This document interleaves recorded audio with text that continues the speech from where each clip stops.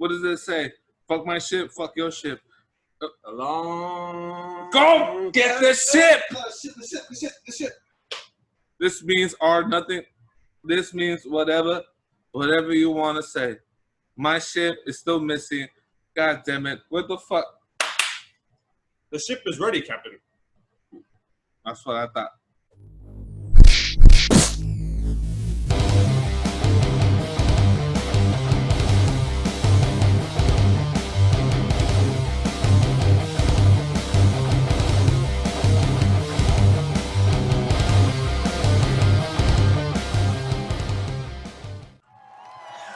Welcome, ladies and gentlemen, and to the Circle Debate Podcast, episode number 12. Uno, dos, uno, doce.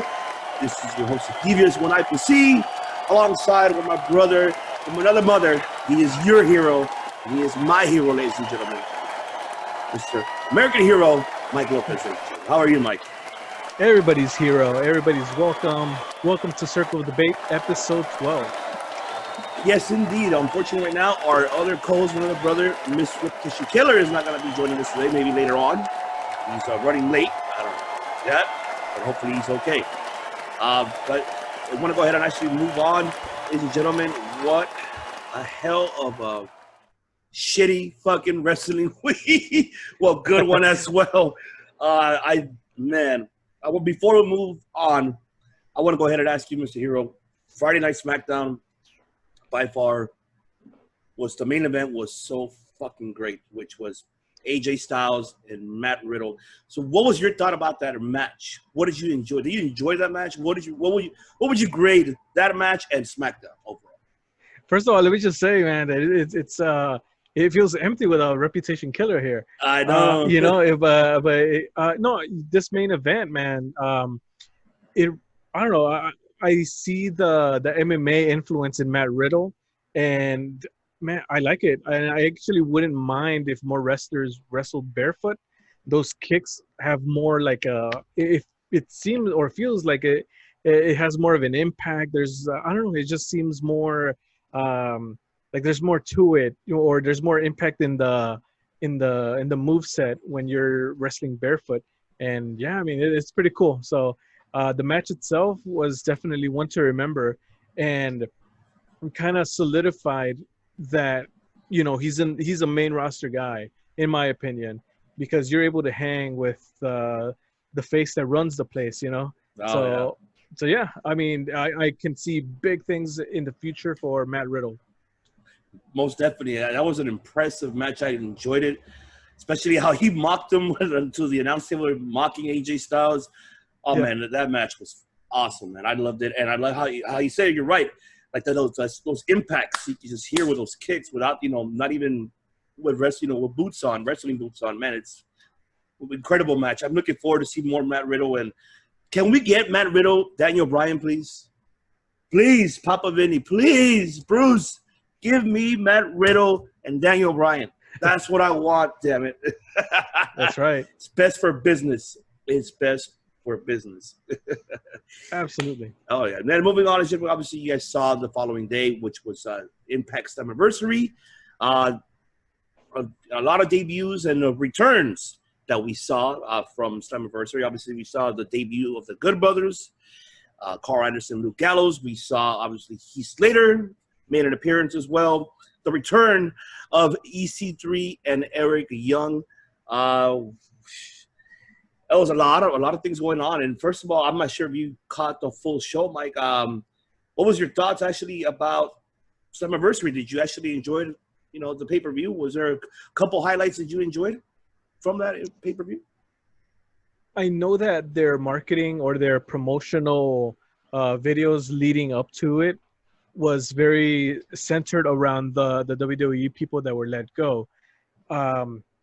I did feel that it needed a little bit more, how can I say, like more people in there involved in the pay-per-view itself. Yeah. It just, I feel like they were saving it for Impact, really, or for the regular show, right.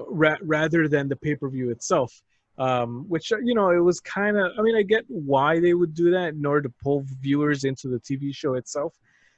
which it works in that regard. But it kind of, I guess it did work because it left me wanting to see more, and it made me tune into the show, especially the very last thing there with EC3. But it seems to be working. I heard that their numbers were up this week, and yeah, so good for them. Oh yeah, definitely. I agree. I mean, it was a great it wasn't a bad pay-per-view. I forgot to mention that the return of Motor City Machine Gun. Alex Shelley and Chris Sabin. Oh, those are like one of my favorites from the old school TNAs. Back in the X Division when they were individual singles competitors and also as tag team. Oh man, they're fucking incredible. I'm glad they returned. Everybody thought it was going to be the Good Brothers, challenging the Rascals, but no, it was them who challenged them. And it was a good match. It was a good opening match. I did enjoy that. Obviously, we saw Willie Mack losing the X Division title to Chris Bay. And by the way, Willie Mack is like our native South Central. He's I heard. Yeah, very native South Central, and for a big man, he moves, and I love his work. I'm a fan of his work. Willie Mack, I'm glad that you're getting up there, and hopefully you get a main event push later on in the future. The other one, which unfortunately Mr. Killer not here to be celebrating that his girl, which is Deonna Purrazzo, won the Impact Women's Championship, against Jordan Gracie. So that was finally they give her a belt, and so let me ask you this: with that in mind, now that we saw Good Brothers debut and Heath Slater, and now everybody else returning, which actually either tag team or superstar do you feel that will make an impact for that organization? Who actually will make a better impact? Who's going to take that company and push a little bit more to another level? The first name that pops into my head is Heath Slater. We've only seen him in WWE, at least I have. From joining the NXT reality show season 1 to the Nexus, the Core, and everything. He's got kids, and he's done a lot of his career in WWE, but he's kind of been for the most part a comical character. Right. That there wasn't anything comical about his Impact debut. I feel. I think that I think he has potential to do more, and I look forward to seeing what he does.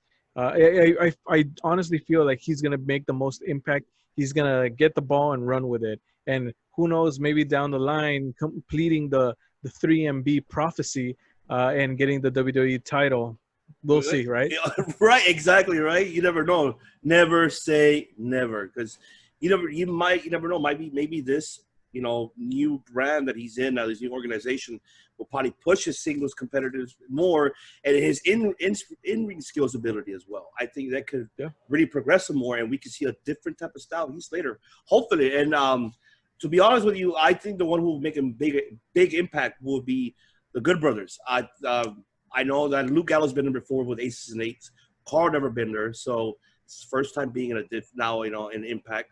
I think they're gonna make definitely a great establishment for the tag team division. They're gonna really push that more. Don't get me wrong, the tag team division is great of what it is for Impact, but I feel like in addition with them, they're gonna push that.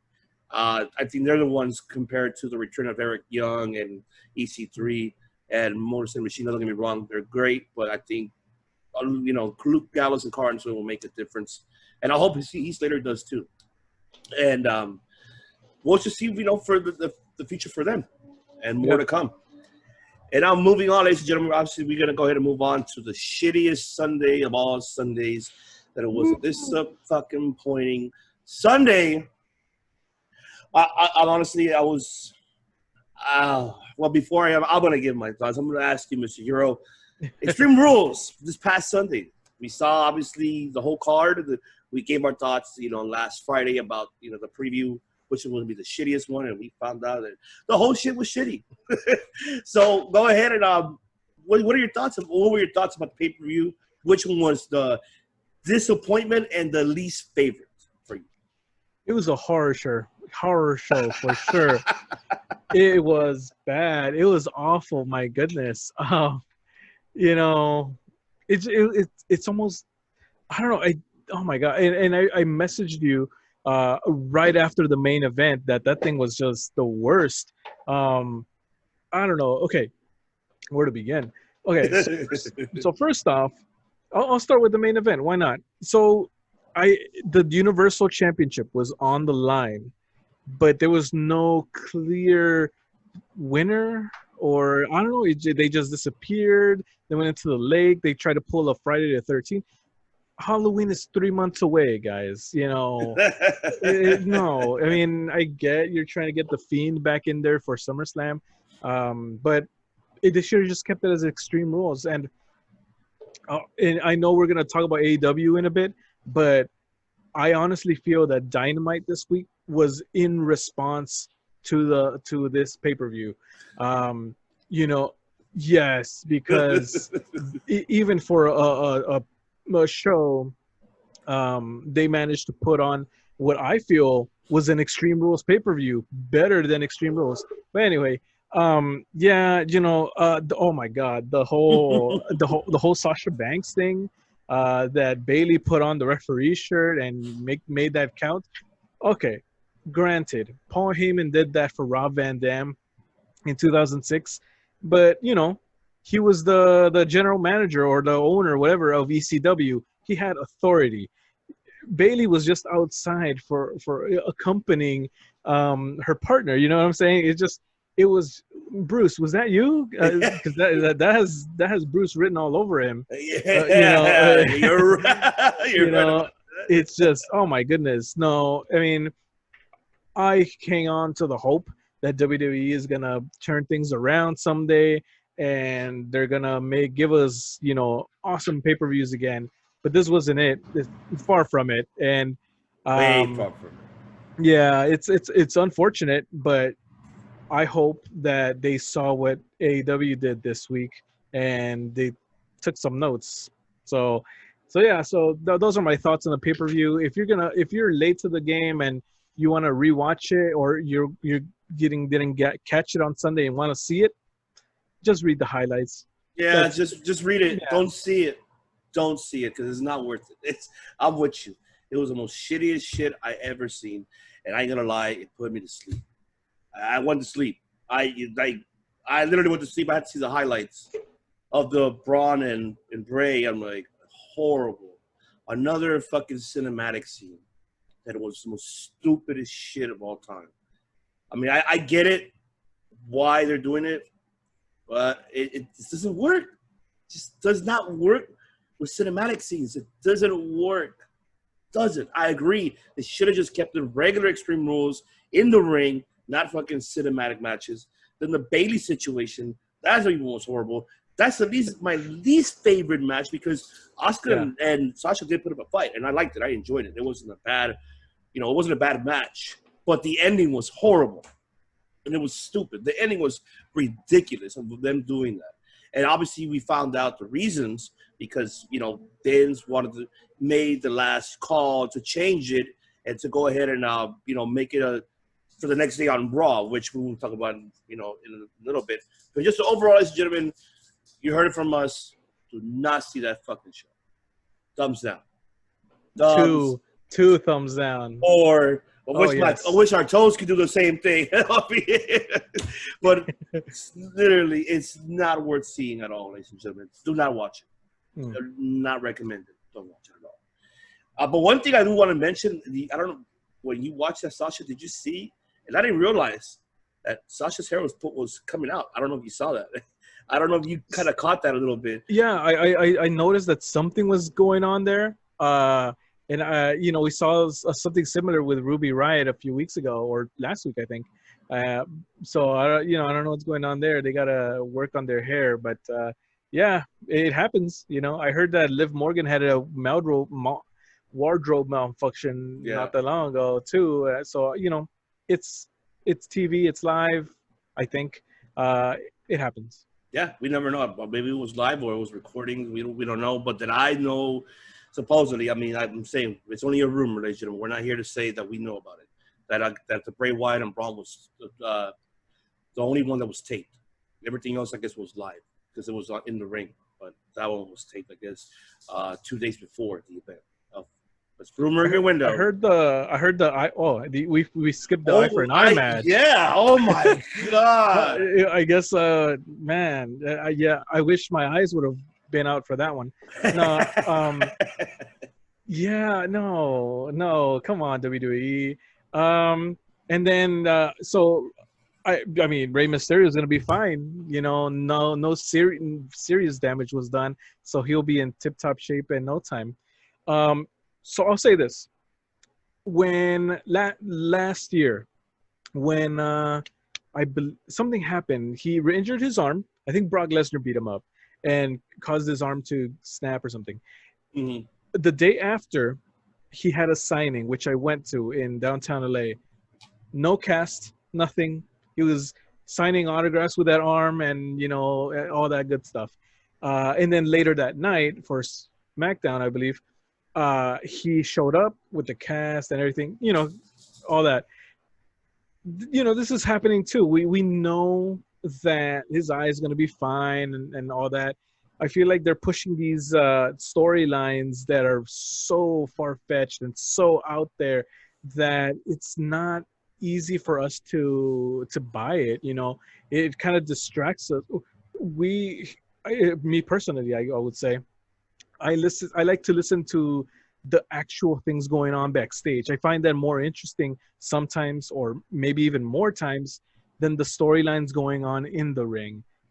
You know, that's why things like Botchamania have gotten very popular. Yep. So, but anywho, what I'm trying to say is that I want WWE, or would like WWE, to go more reality-based storylines, things that actually could happen. This was just way too out there for me, you know. Losing an eye, no, no, thank you. Did you saw the eye how it looked like? They only give it a little glance, and you see how you saw Seth reacted to it. Like, come on, like are you really gonna puke about that? Nah, yeah, I didn't buy it. It was just horrible. Oh my god. No wonder why Jericho clowned him on Twitter. Like, oh yeah, you're welcome. I'm sure here. he did. He did. He clowned him about it. So, oh my god. But yeah, ladies and gentlemen, do not watch this shit. It's not worth your time.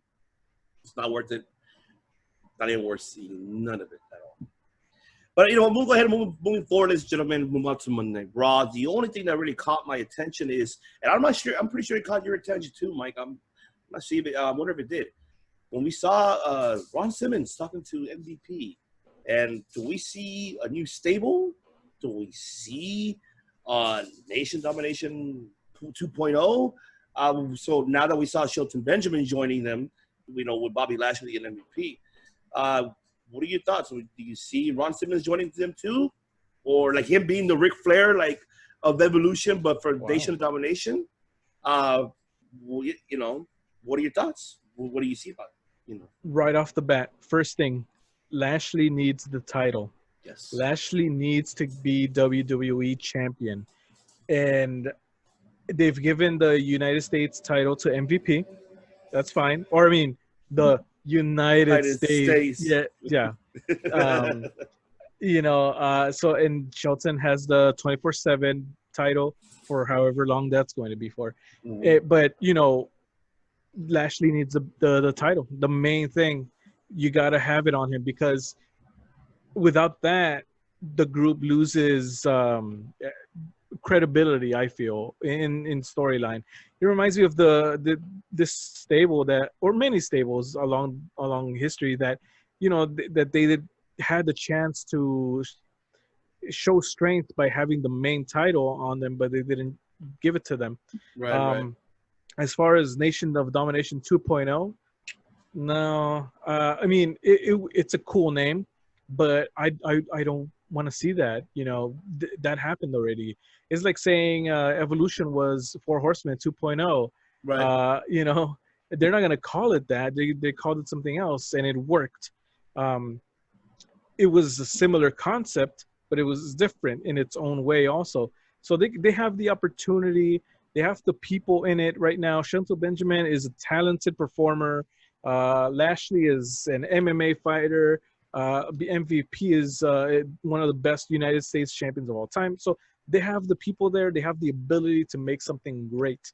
And color aside, these guys can work and these guys can go in the ring. So they do not need to go back and dig up something from the 90s to bring credibility to their group. They can do it on their own, and they should. Right. No, I absolutely agree. And the other thing as well that I agree that they should not have that name. But what was it?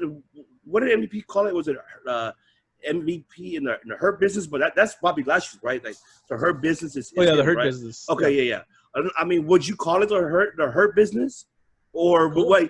like just that stable between them three? Without, would you? But first of all, besides that, would you add Ron Simmons into the picture, or would you find another younger talent and have MVP be the Ric Flair of that?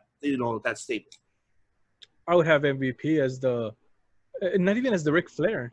He is in the ring. He is, United States champion. I know Ric Flair was too, but I don't know. That would be Evolution 2.0, right? Yeah. So no. I would keep Ron out of it, especially right now. We don't know who's going to be able to travel out during COVID, and Ron Simmons is getting up there in age. You wouldn't want to put him at risk just to show up for this group. I mean, so I would just keep it with these three guys, maybe add somebody else, maybe like a Cedric Alexander or Ricochet, there's people. Yeah. I'm with you on that. You know what? I would expect more Cedric though, because I would expect him to go heel, and I would rather have Ricochet go in a singles competition, or have him team up with, Aleister Black. I love that team. It wasn't a bad team. Right. I don't know if you enjoyed it, but that was a phenomenal tag team between, Aleister Black and Ricochet. And but I'm with you on that. Ron Simmons, no. I mean, we don't know his age. I don't know how, then with the whole COVID situation as well. But yeah, I'd rather see MVP more doing it. Yeah. And for him to lead it and have, obviously, how you said, Lashley win the belt. Shelton has the 24/7. And if you add Cedric, or if you're right, maybe you can add both of them, then have them win the Raw Tag Team Championships. So, yeah, I mean, you never know. You never know on that. Never know. But moving on forward with that. Now, obviously, Stephanie McMahon came out when it was the segment with Bayley and Sasha. Sasha claiming she's a champ. You see Kyrie coming out with Asuka, and Stephanie already announcing that, that you're not champion. Asuka is, but next week, they're going to have the rematch and no interference, none of that this time. So I'm hoping that it ends with Sasha out of the picture.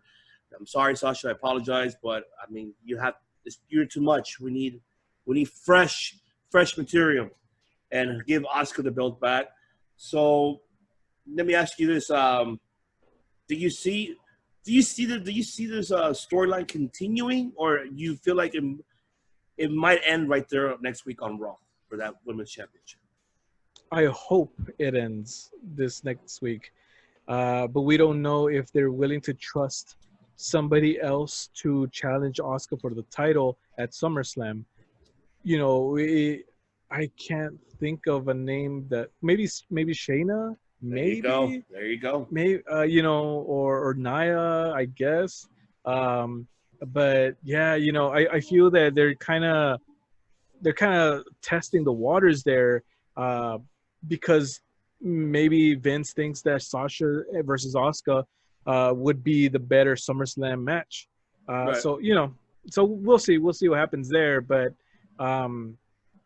I do believe that Asuka's gonna get the belt back, because Sasha Banks currently still has it in her possession. So we'll see what happens there. I honestly feel that both the WWE title and this Raw Women's title, they're just kind of in limbo right now. Yeah, right. I mean, I'm with you on that. What the hell's going on? You just say, okay, I get it with Bayley, right? That's understandable. I get it, why she has it, but we need to see Sasha turning face against Bayley to win that SmackDown Women's Championship. And like with Asuka, I mean, yeah, Shayna Baszler. I mean, we were hoping to be Kairi Singh and Asuka at SummerSlam. I think everybody would. I wouldn't mind seeing that. I don't know if you would have mind, but I would mind seeing that at all. Yes, and I'm with you. Like, I hope this shit ends next Monday because I'm tired of it. It's too much. But also want to get your thoughts. I guess now that we found out that, speaking of Kairi Singh, obviously she beat Bayley clean. So before I even move forward with Kairi Singh, did you actually enjoy that match? Was it okay, or were you? It was cool. It was a good fun match. I honestly am surprised that on her way out they gave Kairi Sane a win. I've kind of seen people leave as comedy acts or just getting beat up and written off TV that way, but they gave Kairi Sane a pretty good send off, and I do believe from what I hear here and there. That they're still going to be in business together, but she's going to Japan or something's going on there. From what I heard, nothing concrete there, but rumors, I guess. But yeah, I think that by her leaving on a win, it leaves the door open for a comeback. Most definitely. Looks like we got a special guest coming in right now. Oh, okay, let me see. Who is this? Someone's knocking. It's like a ding dong. And let's see who it is. Who are you? Let's find out, ladies and gentlemen. And there you have it, ladies and gentlemen. We have the studio of all studios, Mr. MGC Matthew. What's going on, Matt? How are you, buddy? This is how I'm going right now. You're wondering why I'm late. It's fine. Everybody's late, actually, to be honest. Noodles can't wait. It's one of those things. Most definitely. It is related, though, because when you see my picks, it's definitely a place where people do eat a lot of noodles. Right, and we'll talk about that on Sunday. So let's go ahead and move on forward, Mike, what you said. I mean, yeah, for Kairi Singh, yeah, it's she's leaving in good terms. She's moving back to Japan with her husband. She's leaving in good terms now, and it was unfortunate that her career was short-lived because of injuries, and she's not like retiring. I don't think she is. I feel that she still has a lot to offer on the table. I hope to bring her part-time. I don't like like a SummerSlam event or a Survivor Series or a Royal Rumble appearance, or just special occasions.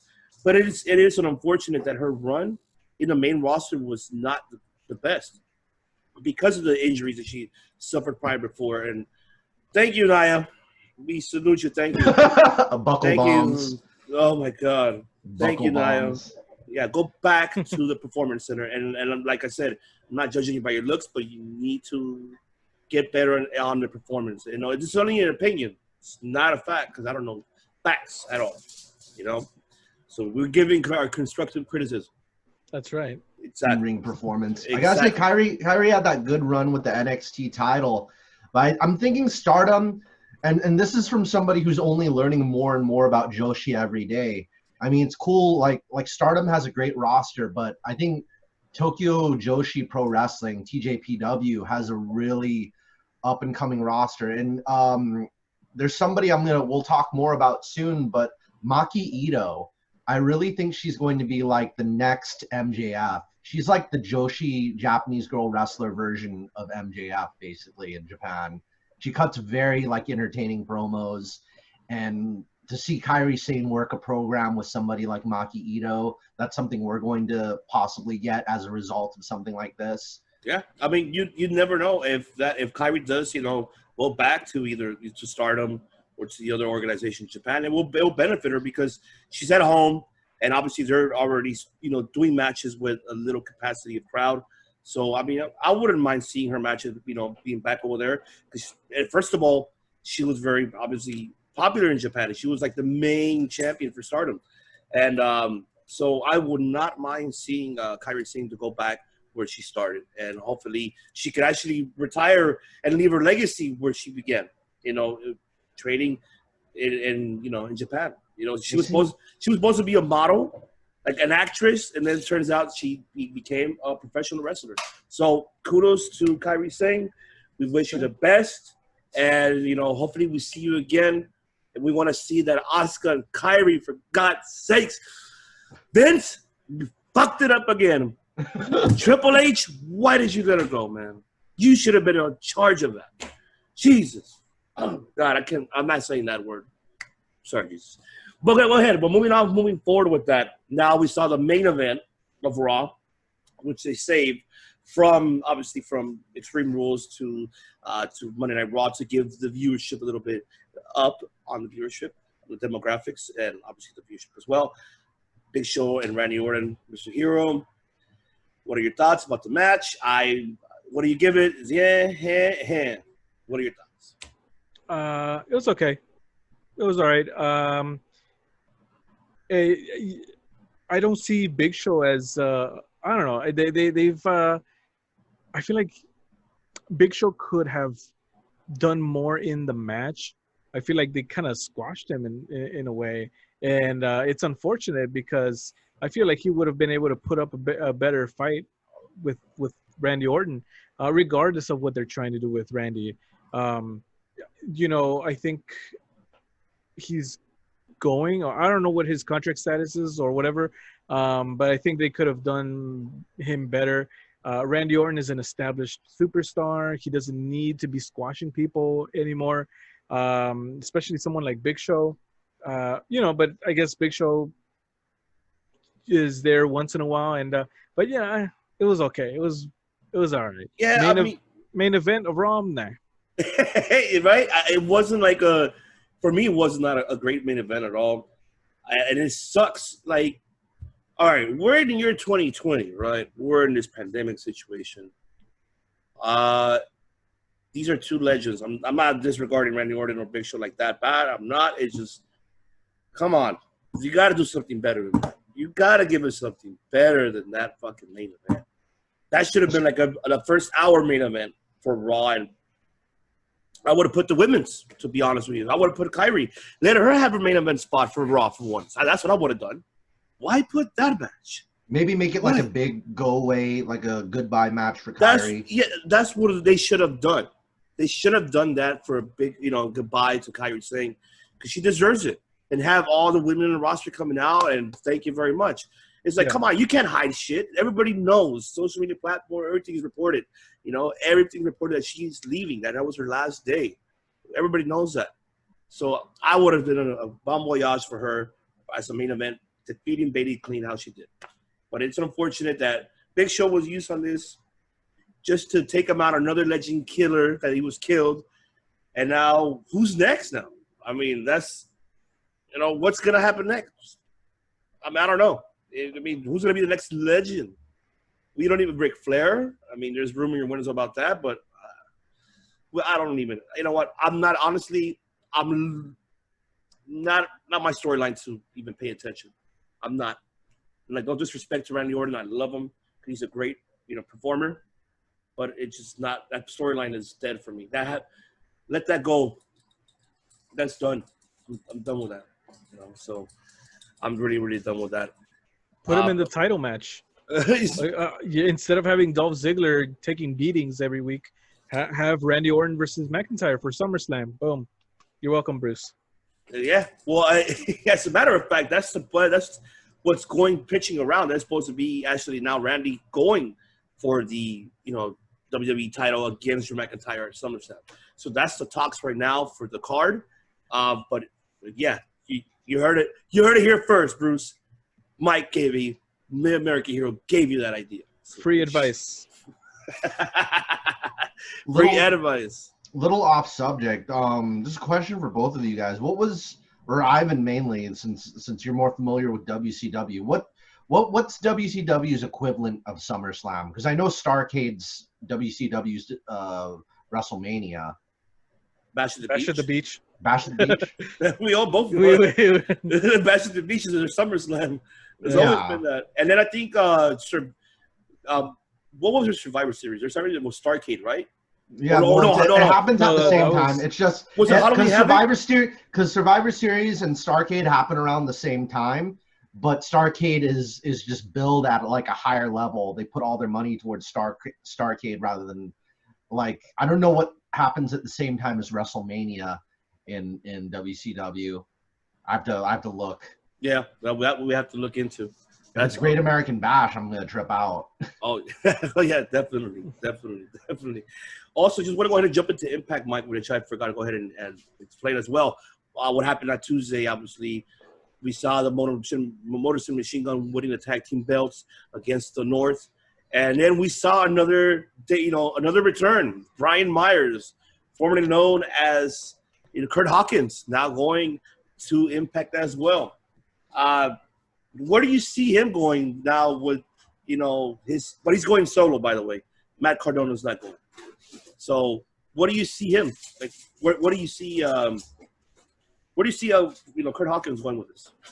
Brian Myers, I can't even say because he no longer has that name. So where do you see Brian Myers going in Impact moving forward? Well, I mean, I'm glad that he's staying away from Matt Cardona because, we don't want to see the recycled stuff, I didn't get to see what he did this Tuesday, but yeah, I mean, you go somewhere new, you start off fresh, you get to try other things that probably WWE did not allow you to. One thing for sure is that he's not going to have such a long losing streak there, because that was just, that was just embarrassing for him. But yes, but yeah, I look forward to seeing what he does in Impact, and hopefully, maybe X Division title along the lines. So yeah, we'll see.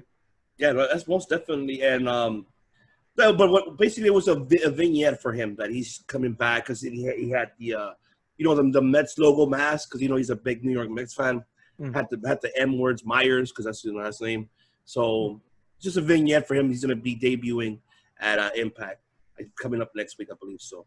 And also we're going to see as well the Good Brothers debut their first match next week as well when they face off with Reno and Scum for next week. So I'm looking forward to seeing it. By the way, you can watch it on Twitch for free, ladies and gentlemen, for free. I didn't even know that. I didn't even know. That's and I apologize, to our pro wrestling fans. I see whatever I can see and just watch it as possible. That's why I want to get us on Twitch, just because all of them are there for Impact on Twitch. Yep, which we will do that very soon, ladies and gentlemen. So, all right, ladies and gentlemen, we're going to go ahead and take a little quick break. We'll be right back. As of right now, when we come back, we're going to have now our other co-host, ReputationKilla, will be joining us shortly. Somebody tell him it's Thursday. It's not Wednesday. He should have watched the first segment. But we'll be right back. Keep an eye on the captain as he's standing by to speak to you guys. Let me gouge my eye out. Care what you guys say about me. All I know is that I'm the captain. I'm the captain. I'll always be the captain. I don't give a fuck if you're from the 90s. Look at this guy right here. He's like 30 years old. I don't give a fuck. I don't give a fuck if you're 12 years old. That guy's obviously not 12 years old. I guess I'm looking at the wrong crowd. God damn it. How did John Cena do this? I'm out of here.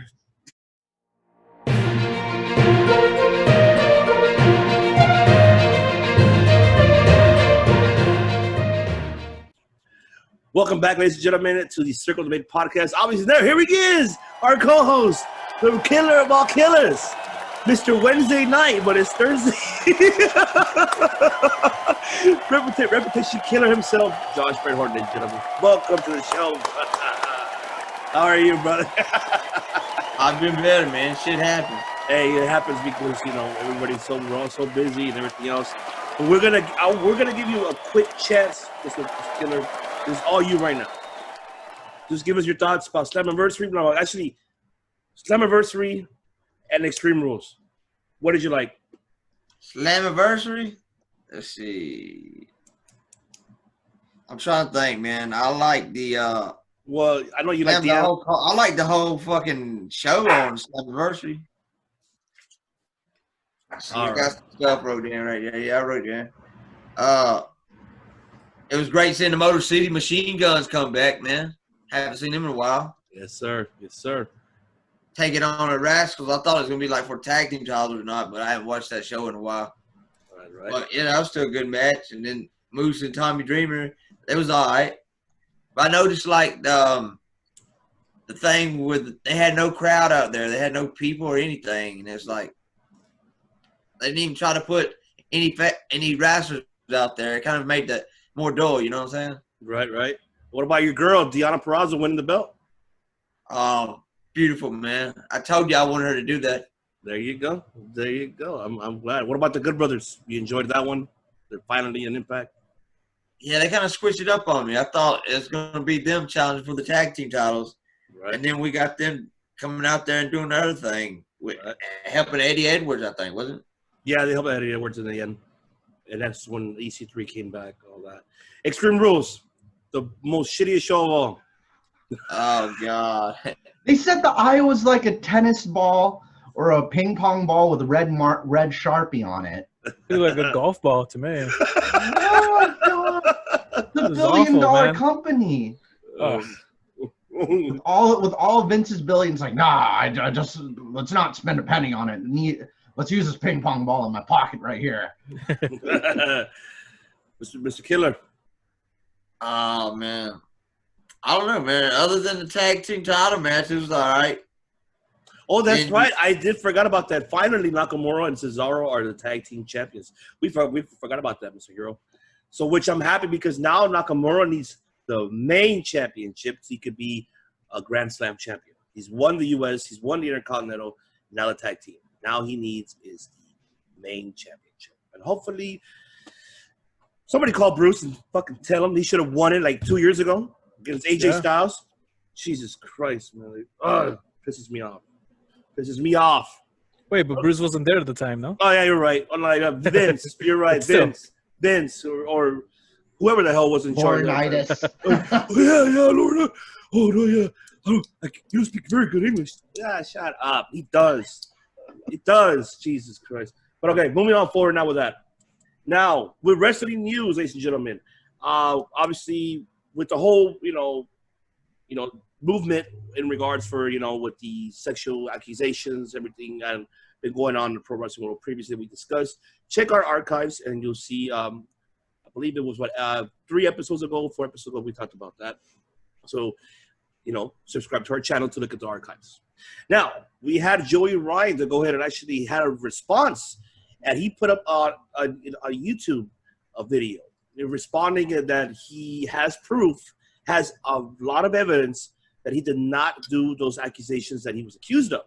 And he did admit there was a couple of them that were sexual consent, and they were also as well that he, was going to therapy because of his divorce from his wife 2 years ago.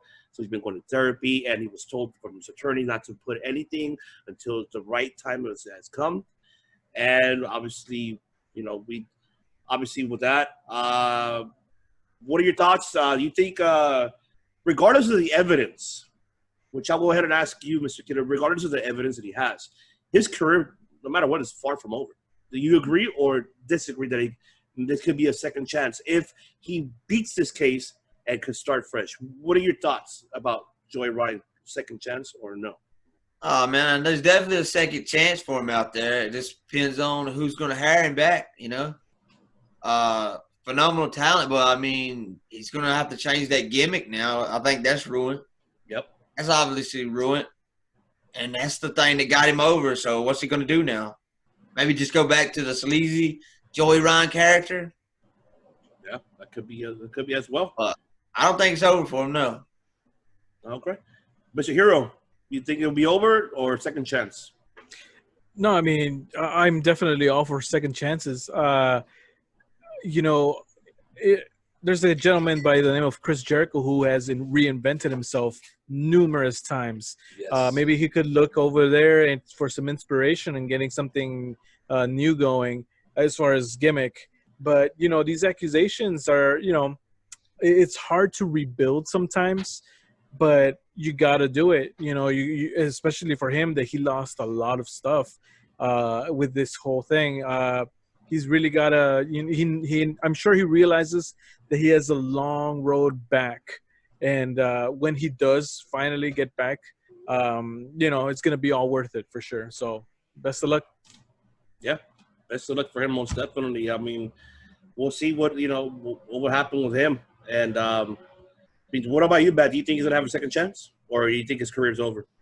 Well, let's look at people like Scott Hall. There's people that have like done, and then Jimmy Snuka. Like there's guys like them who are so like they've done such crazy things that they just keep coming back. Like whether it's their reputation that's dead or it's literally them that's dead. I think Kevin Nash is the ones who said this about Scott Hall. It's like, Scott Hall died, but you have to hold him down and drive a stake through his heart to kill him. Right. Like you really have to do so much to get rid of some people.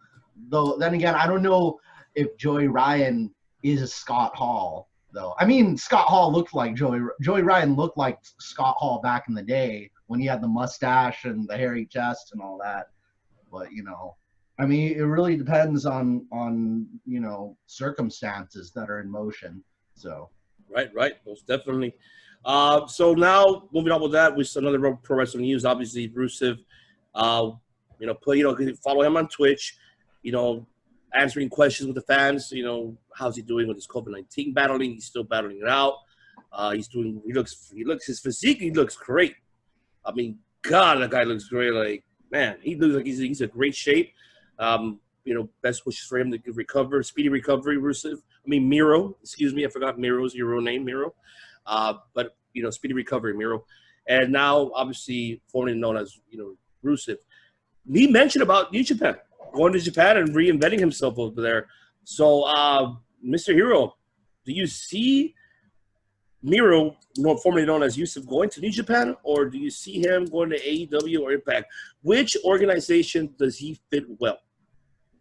Man, AEW, I feel, me personally. New Japan, it'd be interesting. I think that he could do well. He's not a bad wrestler at all. I think he could hang, over there, overseas. But no matter where he goes, he's gonna, get some skills and some more experience. And you mentioned that he's in awesome shape right now, and that just kind of has me thinking that, okay, if you give wrestlers an off season, 2 or 3 months off, give them time to get in tip-top shape and whatnot, that'll really do wonders for some of the wrestlers in the roster. That kind of brings that up to my mind, right? Because he hasn't been gone for long, I think, and he's been able to get in great shape. Heath Slater, he seems in better shape than he was when he was there. He barely left too, so kind of it takes my mind in that direction. Maybe an off season wouldn't be such a bad thing, especially nowadays, I feel. But anywho, Rusev is a very capable wrestler. He will do great things wherever he goes. Mr. Killer, what do you see? Miro, New Japan, AEW, or Impact? I don't know. Whichever one. I'm hoping he's going to AEW, man. But I don't know. I feel like it's going to be Impact. I feel like he was probably supposed to show up there, but he got Corona and, it didn't happen. Yeah. But out of all of them, I would love to see him either show up in New Japan or in AEW. Yeah, most definitely. And now, speaking of New Japan, actually, we obviously saw what happened. Well, before we jump into New Japan, my apologies.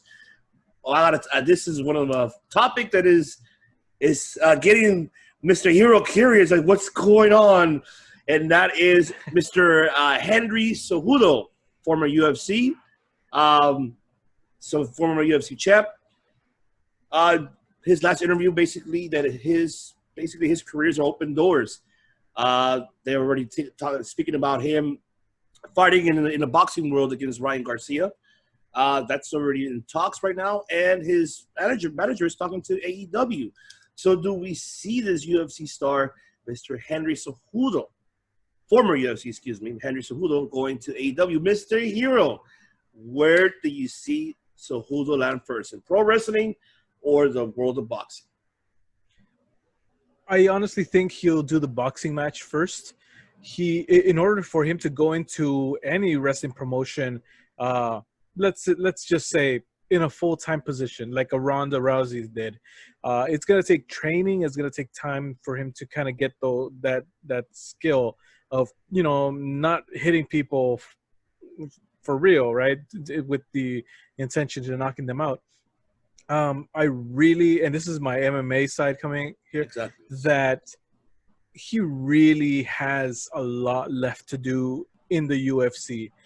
He has championships, and he was a double champion and whatnot, but both of his championship wins are kind of questionable. There's always going to be that whole thing of, well, it was an early stoppage. He had like 2 early stoppages. He won the flyweight title in a decision, a close one, against somebody that had already beaten him. So it wasn't like a solid victory in any of his title wins. And then he retired. He just decided he was going to retire. And believe me, when he had his last fight, I was a huge Henry Cejudo fan, because this guy, I liked how he did promos, kind of WWE style. It kind of reminded me of Kurt Angle in the early 2000s. But he has a lot to prove there. And from what I'm hearing on, like, people say that he's on Twitter calling people out. Yes, he is.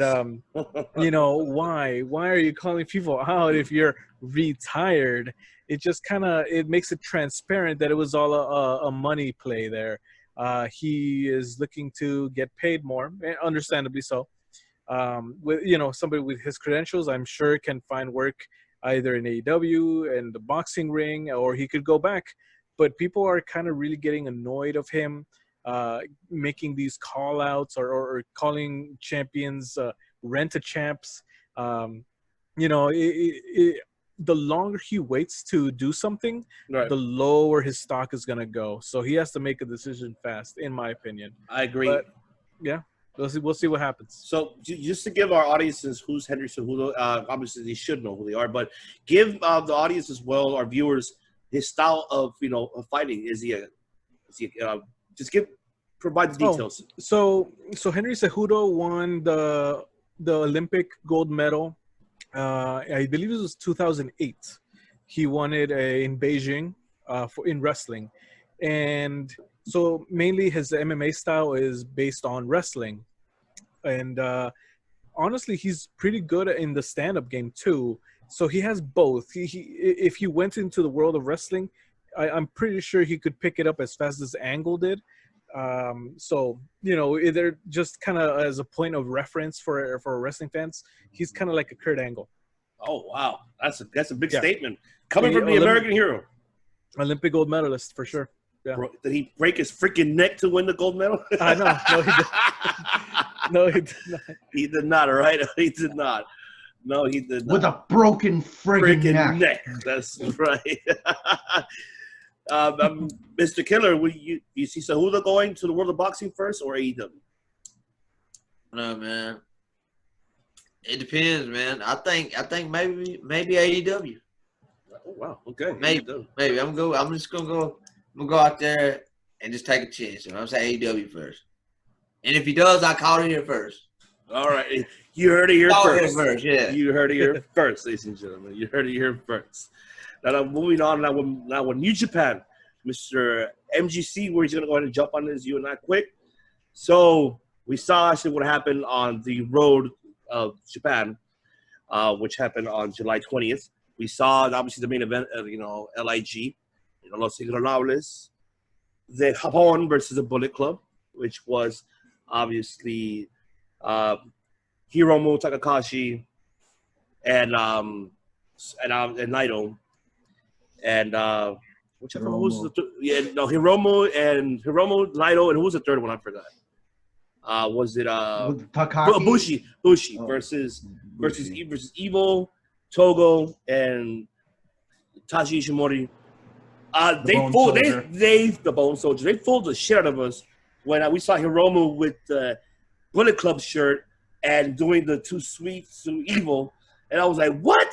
And even Naito and Bushi was like, what? You're going to the Bullet Club? Like, that's another member leaving? And obviously it didn't happen. And so we saw the ending of that match. We saw, obviously, Evil, winning the match for the Bullet Club. And I'm looking forward to seeing them, which is, Hiromu versus Evil, which will happen in Sengoku Lord, which will be tomorrow night, July 25th. It actually will be the morning time on our time, actually. So I'm looking forward to see that. So what are your thoughts about Hiromu versus Evil coming up in Sengoku Lord, Mr. Matt? And where do you see this storyline going? Where do you see it? So the Sengoku Lord, it's a relatively new pay-per-view, pretty much, right? It's yes. If it's their first year, what I'm hoping happens is, did Evil agree to both belts, or did he said like you could take your pick of which one? Both belts. Both belts, because what I was hoping for was I actually wouldn't mind some kind of swerve, because it's kind of early for Hiromu to get the heavyweight title. But I'm thinking it could be like they could separate the Intercontinental and the heavyweight title again, because I like having that belt on its own. It's a great, it's a great belt. It's a great tool to create that co-headliner match, because you had Nakamura and Tanahashi competing for the Intercontinental title, right? So so AJ Styles and Nakamura competing for the Intercontinental title. And it's basically just as good as the heavyweight, just because of who holds it. Minoru Suzuki, Naito himself. All the people that just you elevate the belt. It's the people who challenge for it that raise it, and sometimes it raises people to it. It's not just something you put on somebody to raise them up. Right. So I'm kind of like if Hiromu happens to win, I'm kind of hoping they just separate the belts, because it's kind of too early for him to hold that heavyweight title. Yeah. But at the same time, maybe if he loses, they just, as long as they tell plenty of stories, and it's just not another squash match, pretty much. Yeah, obviously we saw in that match, if you saw that, it was Evil was about to send Hiromu to hell, but he didn't do it. He let him go. Like, he's just waited. And then the post-match, he's like, no, I'm going to send you to hell. He, saying that he's going to send Hiromu to hell and everything else. But I'm looking forward to see that match. I think it's going to be a spectacular match. I don't know about Hiromu winning. I don't think, obviously not. You're pretty going to give the first run to Evil for both belts. And I do agree he should relinquish the IC belt and have someone else compete for like a tournament. That I would like to see as well. Or have Sonata win that belt. We need Sonata to get involved.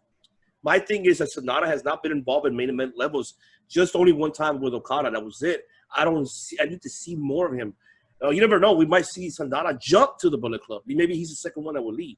There's a lot of speculations, but unlike how we said last week, you saw Mr. Waterman said about, Evil's not a draw, and I'm not there yet. I need to see more. This is just the start of it.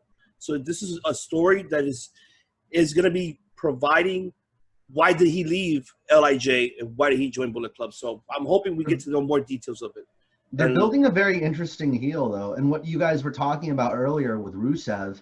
It is a possibility that he'd go to New Japan. It just depends on what the situation is with the pandemic and traveling, with all the foreign talent coming in. Because right now we're only seeing Bullet Club Japan right now. We don't see the Tongans. We're not seeing even Chaos. We're not even seeing Chaos as much. Mm-hmm.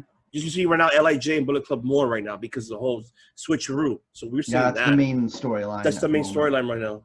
And we haven't seen them feud for a long time. So even with Suzuki Gun, Suzuki Gun is still a part of the picture because we have, obviously Tai Chi and Zombre having the tag team belts. And so, at least that is going on. But we'll find out coming up, and obviously New Japan's going to be having more events coming up soon, which I believe is on Monday, they're going to have like a summer, I don't recall the name of the event, but they're going to have like a 3-day event, I believe. So stay tuned on that and follow our Instagram description below, so you'll see the details we'll provide and what we're looking forward to see.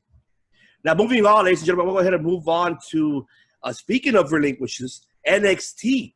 Obviously, we saw NXT. We saw Keith Lee basically relinquishing the North American Championship, and now William Regal announces that it'll be the best of series of triple threat matches. The winner will be determined, will compete in a ladder match as the announcement came August 22nd, which is WWE NXT TakeOver. No, to be determined where it's going to be held, most likely in a performance center. But so I'm going to ask you, Mr. Hero, your thoughts of Mr. Lee relinquishing the North American Championship. Was that a good move or a bad move? I think it was the best move. You know, you have him as NXT champion, and it wouldn't look good for him to get pinned for the North American title. So yeah, I'm glad that he relinquished that title, and we're seeing this tournament now, or this thing set up to determine who is going to get an opportunity for that title. It's great. It makes for something to look forward to in the next few weeks, especially with TakeOver coming up. It's a good way to get us excited for that, and we'll see who's the next North American champion. Mm-hmm. Mr. Killer, your thoughts about good move and bad move, Mr. Lee relinquishing the belt? I think it's a good move. Yeah, because he can't lose the title. It'll make him look weaker. It'll make him. We don't want the world champion to take an L. So I mean, just giving up the belt. That's fine. I mean, I would have rather seen him lose it to someone else, like what was it, Killer Cross or somebody. Right. And whoever else he was about to feud with. But yeah, I like to see the titles go back separate after a while. Yeah. But I don't know. Maybe it was too soon though. When I think about it again, because maybe they should let somebody be double champion for a little while. Right. But I feel like Japan did. Yeah, but I feel like they did it just for the viewership, in my opinion. When they were competing against AEW, when it was it for Fyter Fest? I think they did it for that reason.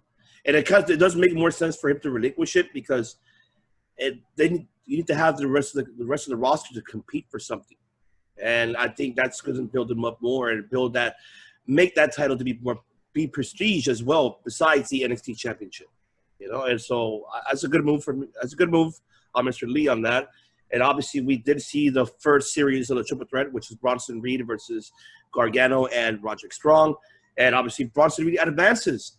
So that's a big surprise. I mean, so Mr. Killer, were you surprised that Bronson Reed actually won that Triple Threat match and that advanced? Yeah, I couldn't believe it. I've always been a big fan of his, man. I don't know what it is. I like the big guys go out there. I don't. He don't remind me of a Bam Bam Bigelow or something like that. I don't know. Maybe like a bigger version of Maga, maybe a little bit. I don't know. Big Vader. Daddy. Yeah, that's what I'm thinking. Like, actually, bigger. Not Vader. Bigger. Not Vader. Not Vader. Viscera. Yeah. But the old school Mabel, Big Daddy V. Big Daddy V. But but he reminds me of him though.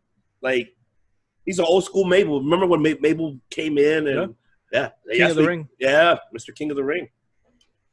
So yeah, that was Mr. Hero. Were you shocked too? Were you shocked that Bronson Reed won?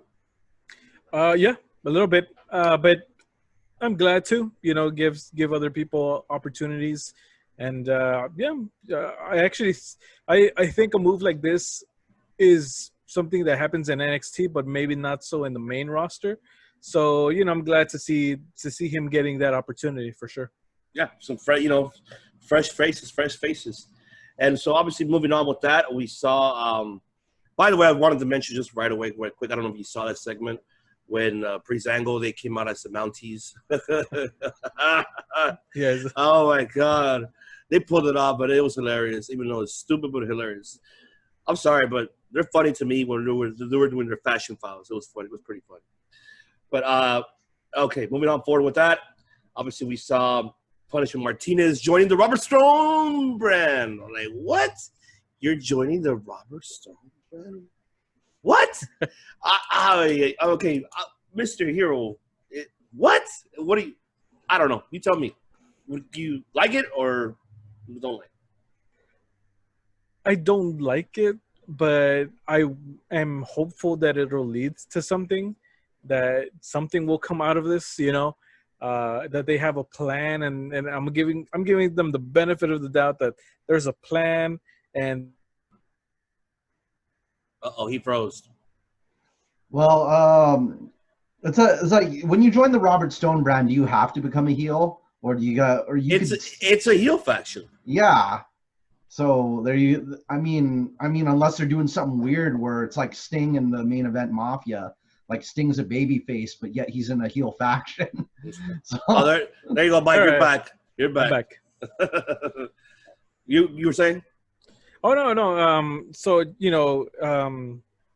Robert Stone, right? Yeah. Yeah. So yeah, I mean, hopefully, what he couldn't do with other people, he'll be able to do here, and maybe he'll do something that is of importance. And it's like, for example, like AEW. You have the managers that actually matter, or I don't know. I hope he does something, and I hope it goes well for him. Yeah. Mr. Killer. I just want to see more out of him, man. Robert Stone, definitely. I wish they would have put him back with Walking Wild. What did he, DJZ? With Chelsea Green? Yeah. I would rather see them two together, but I don't know. Yeah, I guess we'll see what he does. Yeah, looking forward to him though. Yeah, we'll have to wait and see on that. I'm looking forward to see, like, what is he going to do with Aaliyah and Mercedes Martinez. I mean, for me, it's not bad. I'm hoping that it works out, and I hope it does, and I hope we'll wait more to come. Now, obviously, we saw the main event. We saw the Rocky IV moment. Rocky IV moment, okay, ladies and gentlemen. Obviously, Dominic Dijakovic versus Karrion Kross. And obviously, Karrion Kross choked the living hell out of Dijakovic out. We saw the last part. Keith Lee coming in, holding his buddy. Oh, you can hear the song. There's no easy way out. There's no fun.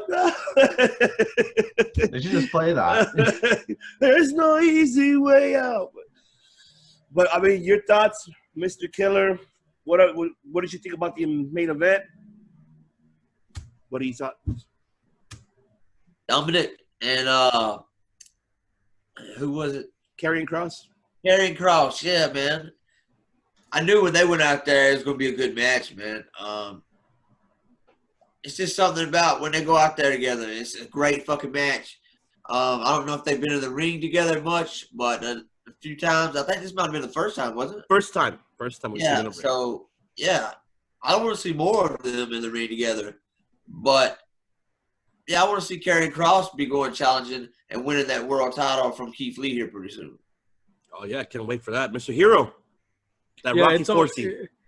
No, that's one of my favorite movies of all time. Hell yeah. All this is leading up to that title fight.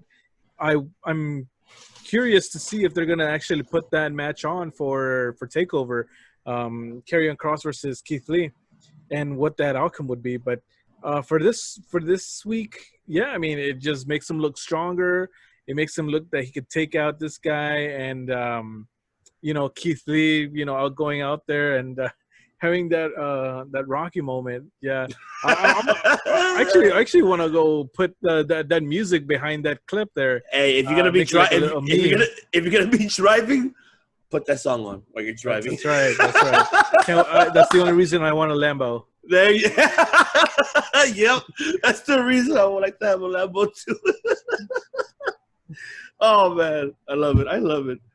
And obviously, we'll find out what's going to happen more with NXT as they're going to build up their card coming up for TakeOver on August 22nd. And just to give a heads up, obviously the second time, and that AEW beat NXT in the viewership and in the demographics as well. Wow, double digits. I think actually more than that. I've seen here that they won by 845,000 viewers. NXT 615. It makes sense because, it's just barely building up. NXT is more like a build-up for TakeOver.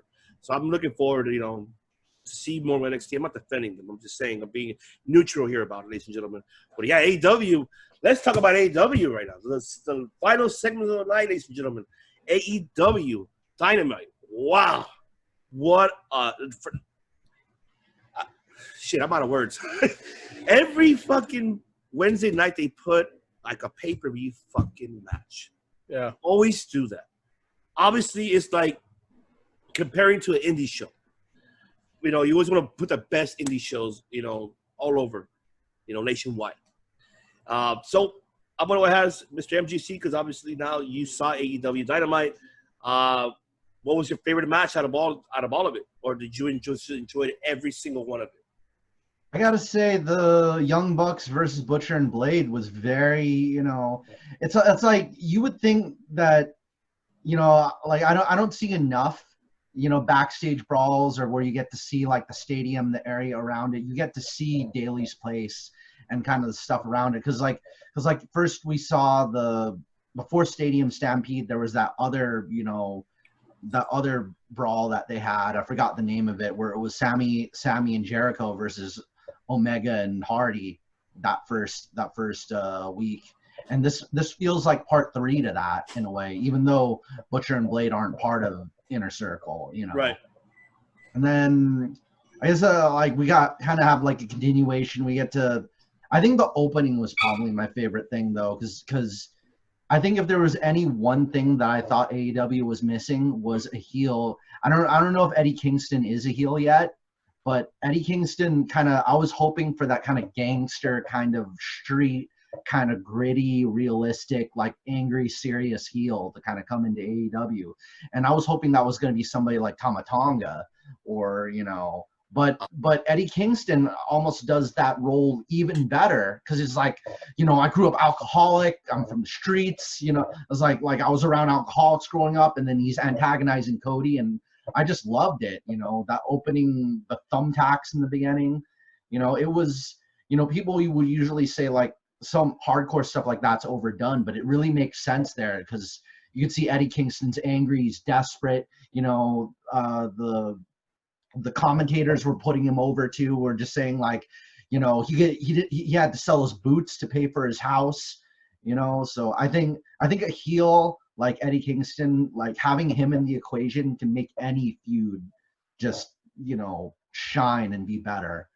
Any feud that he's involved with will just have so much depth to it with Eddie Kingston on the roster. And I haven't even kept up with Eddie Kingston. This is like my first memorable exposure to him. I know he was in NWA Power though. Yeah, NWA Power. I believe he was in MLW at the time as well too. I'm sure he was in other independent circuits. I don't recall he was in Lucha Underground. I don't think he was. But he's very popular in the independent scene.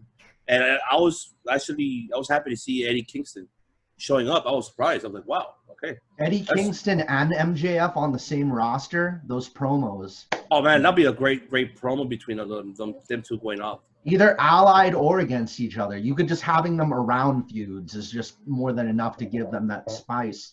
Right. And Jericho, you know, all the good Cody, all the great promo. I think the best promos right now is AEW. Oh yeah, most definitely. And there's, you know, right now, like with NWA Power ain't doing much because, you know, where they can't perform in. I mean, they could. I don't know what's going on.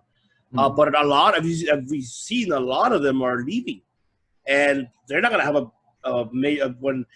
once everything goes back to normal, they're not gonna have a roster what they used to. So I don't know how they're gonna do it. But that's another topic we'll talk about. So, but Mr. Hero, what were your thoughts of AEW Dynamite? Which one was your favorite one overall? Yes. Yes. A round of applause. Yes. A round of applause from start to finish. This was such a memorable show for me. I loved it. It was great. Like I was saying in the beginning of the episode, that this to me felt like AEW's response to WWE's Extreme Rules pay-per-view.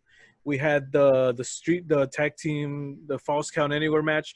We had the hardcore match, and I forgot something else happened there, but yeah, overall from start to finish, it was great. Man, the thumbtacks, I did not see that coming.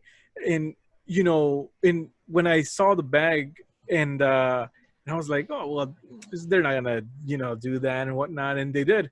And yeah, it was great. I mean, for me, it was the most impressive thing overall is that they had 2 weeks of Fighter Fest, Fight for the Fallen, and they were still able to pull out such a great show after 3 weeks of pay-per-view like shows. Right. You know, and to pull the gap between ratings between NXT and AEW, it was great. You know, that's what we need, and maybe WWE will, you know, start changing things up there and kind of, you know, getting the ball rolling so that they could keep up. These are wake-up calls for them, I feel, because that Extreme Rules pay-per-view was just it was just thank you. But yeah, I would get this episode of Dynamite on DVD if they sold it. But yeah, yes.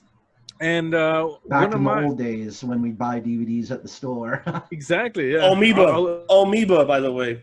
Mm-hmm. You're in California, ladies and gentlemen. But I'm sorry. Go ahead. Continue. He froze. He'll be right back. Just give him a minute. Let's see if he waits. Actually, okay. Mr. Killer, what are your thoughts about AEW? Did you enjoy it? Oh, man. Oh, Mike's back. Oh, there you are. Wait, no, he's not back yet. There you go. You're back. Oh, there I am. There I'm having some connectivity issues, but long story short, one thing I was gonna say also was that I really liked how they brought back Sammy Guevara. You know, he was in the crowd earlier in the night, and Serpentino. Yeah, he was dressed as Serpentino. Yes. Yeah. And so he took off the mask. There he is. Welcome back, Sammy. And the inner circle is back to the full force there. So, overall, great episode. Mr. Killer, what are your thoughts? I agree, man. From top to bottom, again. And didn't AEW win in the ratings again? Yes, they did. 685,000. Yeah, they're right back up there. 885,000. Before they started losing in the ratings for what, like, was 845. 845. This is their second week winning now. They won last week, and now they won this week. So they're back on track. They snapped their winning streaks, so now they're back. Yeah, I believe it. I knew they was going to bounce back. AEW's always going to bounce back. NXT, they had those big shows with the championship title change between Keith Lee and Adam Cole, and now it's time we see AEW bounce back this week. And I like the match with FTR and and the Young Bucks.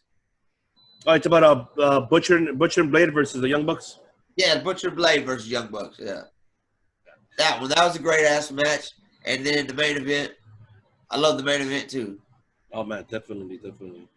All I can say is on this, Dynamite was great. I enjoyed Cody and Eddie Kingston.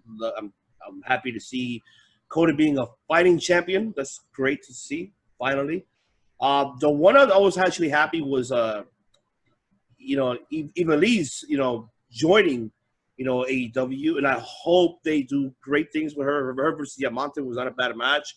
And by the way, Evilise, I wish she should have gone to NXT. I think she would have built the women's roster a little bit better, but they needed more in AEW.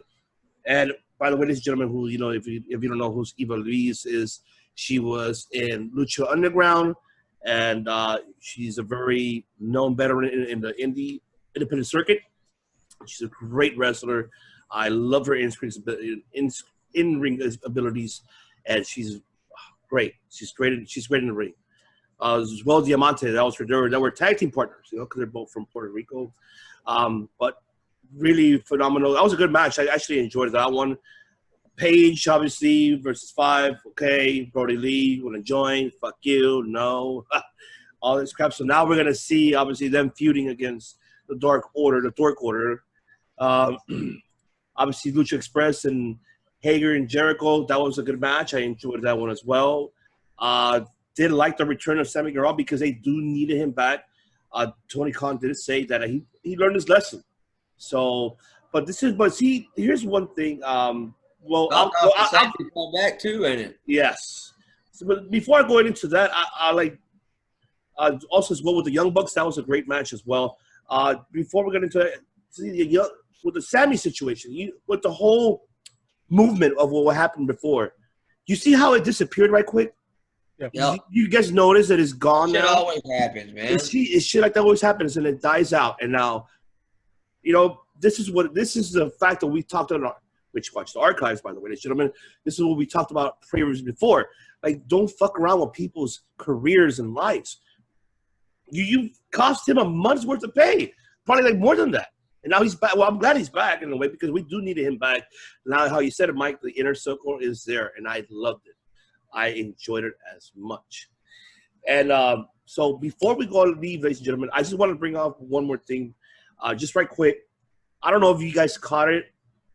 Happened obviously.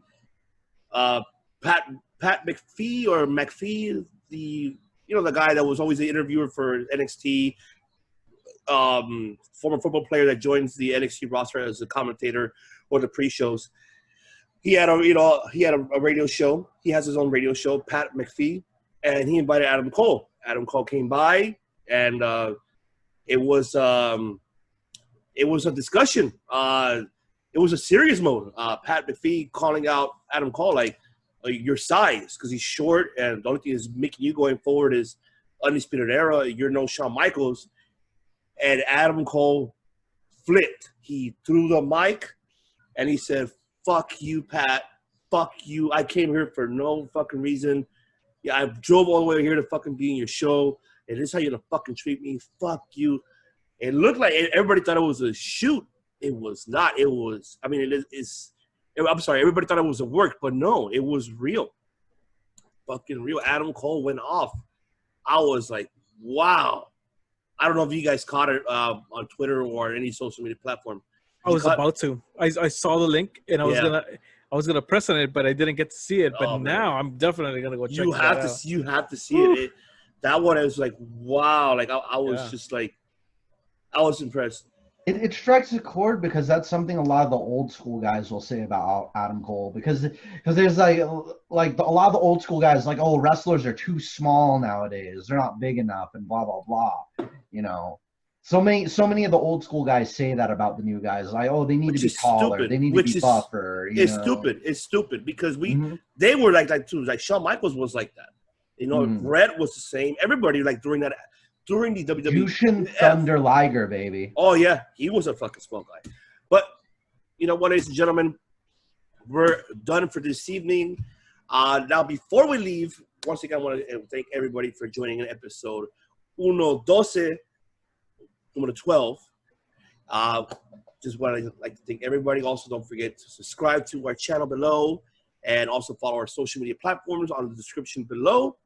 And tune in next week as we go ahead and actually, give our thoughts about, obviously, what's going on around pro wrestling world and NXT, Raw, SmackDown. We'll give you guys our thoughts about it and any more wrestling news. Now, before we say goodbye, I want everybody to go ahead and sing with me when I say 1, 2, 3. Happy birthday to you. Happy birthday to you. Happy birthday, the American hero. Happy birthday to you. Yeah.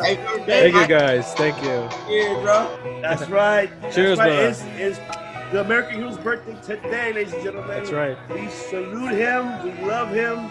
That's what we meant by dinner plans. That's right. And there's more to come. That's awesome. Right. Thank you, guys. I just want to say, I just want to thank you guys, for having me on the show. It's great to be here. Without saying a lot, I'm glad to be a part of this. And we get to talk about pro wrestling. We get to talk about something that we all enjoy. And I look forward to every Thursday when we record, and Fridays when this comes out, and Sundays. I enjoy and I appreciate everybody that watches. I appreciate Reputation Killer, MGC, and of course Ivan C. for this opportunity. Thank you guys very much. Much love, brother. Much love. None of this would have happened without you, B. That's bottom line, straight fact. None of this would have happened without it wasn't for you. Here's the Wasn't for Tanahashi, you. I love you. It wasn't for There Reputation you go. Killer, MGC. Like, this is the Circle Debate family. We do have more. We have the captain. We have what a mess. We have Mr. DeCoy. We've got Zach Martin. We have a lot. Times of Wrestling podcast. Heels Real podcast. Shout out to them. We'll be joining them soon, do a collaboration. But stay tuned, ladies and gentlemen, next Friday for episode 13, and also stay tuned for this Sunday for our top 5 of the week, which will be our top 5 best championship belts. And then the following Sunday, we're gonna go ahead and talk about the top 5 of week 13. Will be our top 5. Like, everybody has a Mount Rushmore, right? It's 4 people, right? Well, now we're gonna add a 5th one. So we're gonna add our Mount Rushmore top 5, the greatest wrestlers of all time. So I'm gonna have, obviously, we're all gonna have our top 5 greatest wrestlers of all time. So that's a curious one to see on week 13 of top 5. So stay tuned, ladies and gentlemen. Once again, this is your host, the Devious One, Ivan C, alongside with the killer of all killers. Watch out your Twitters because he's gonna kill it tonight. Reputation Damn Killer, right. Bret Horton. Also, we got alongside Mr. MGC Studio of all studios, Mr. Matthew Caratea. And we also have the birthday boy. He's going to have a drunk-ass weekend. The American hero, Mike Lopez. Party up, Mike. Party up, Mike. I had to bring out the Karen stick again. That's There you right. go. The day, man. We love you, brother. I'll see you guys Monday morning when I become sober again, because this weekend is just The best way to do it. oh yeah. Party that's right. Mike. I'm not gonna Bum, remember. bum, Yeah. bum, bum, bum, bum, bum, bum, bum, bum, bum, How old bum, am I turning bum. again? How old are you turning again, Mike? 34. Okay. I didn't know you were older than me. Dang. Yeah. You're maybe No, like. I take that as a compliment. Thank you. Yeah. I You heard it here thought you first. were like 28. Oh, wow. No, well, He looks okay. 28, right? Yep, he does Yeah. look 28. Yeah, You still got it. I'm You 31. still got it. You still You got still it. got it.